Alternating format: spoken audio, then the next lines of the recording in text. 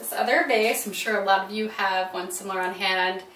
And I would definitely, if you have vase tape, do that and make a grid, make a 2x2 or 3x3, and then arrange. But I just felt like doing a freehand arrangement, so that's why we're doing that.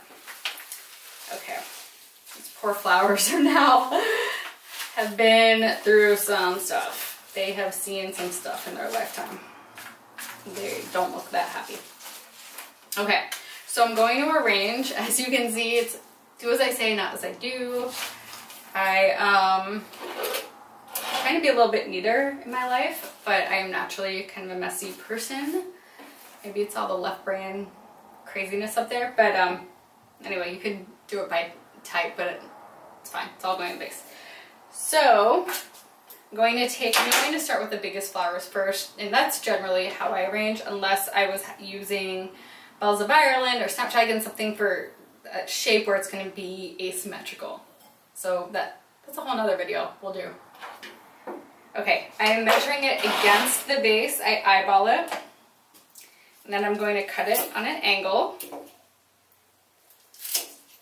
Always cut it longer, but once it's cut, and I do have a habit of making it a little short. So I'm gonna have a lot of texture. If I was having it completely round, and this was a good height for me, which it is because I pretty much want it resting on the lip of the vase, it's just gonna hold everything in, I would use this as the guide and then cut all the other stems. But for this, I do want a variety of height. So I'm actually going to give these just a little fresh cut on the slant. I'm a little bit anal, so sometimes they have these nubs, and sometimes I'll just cut it. If it wasn't a bouquet, I would definitely do it, but I'll give it a little crisscross. Okay. And it's always easiest to work faster because the flowers will balance each other. You're gonna end up with probably a different shape than you started with, and sometimes it'll hang down, but it's just easier to work fast and then go back and fix it. So now that I'm actually seeing this, see how it's hanging over one side of the vase? If it was hanging over too much, you can give it a quarter or a half turn, just so that it'll stay put and then face a different way. Okay. So we have the 5 sunflowers, like that. If this had the grid, it would all be standing up. It'd be so much easier. Add in the roses. These are very open. This is a good leftover style arrangement too, because sometimes you have a bouquet and some of the flowers die faster than the others, so sometimes I'll just rearrange it really quickly. And I'll cluster a few together. It just is more impactful. Kind of filling out the holes. So usually when I arrange, I'll start with some sort of outline. This is pretty traditional. I can show you a different way where you cluster it all, and that would just give it a more modern look. All right. And I'm going to keep some of the ones that are long, I'm going to keep them longer because I want them, needs to go in the vase. I just want them to have a higher height than everything else. Not too high, so it's a lot of cutting. I usually will adjust by a ½ inch or so. So what I'm going to do is I'm going to take this one, now that there's some flowers holding everything else in place, and I like the way overlapped flowers look. It's just a personal preference. I'm going to switch it out so that one reaches the water. This one's a little bit higher. I just like it for impact. All right.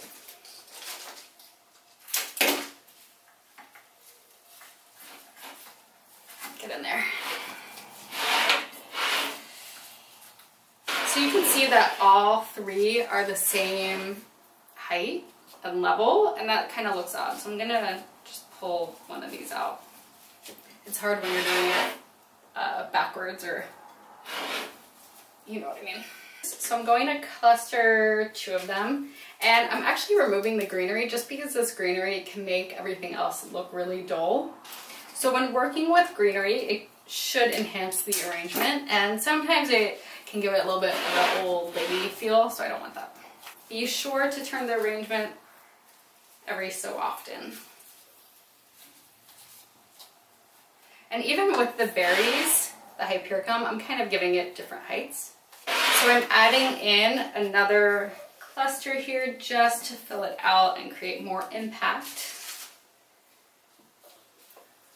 And I'll break it up back there as well. I don't know if you can hear, but Gracie, my dog, is still snoring. She's had a productive day. She ate chicken. She got real chicken and sweet potatoes. She pooped twice in one walk. I'm happy with that. Here's the back.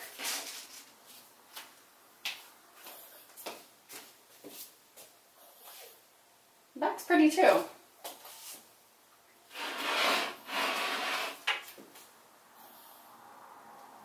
Alright, there we have a beautiful table arrangement.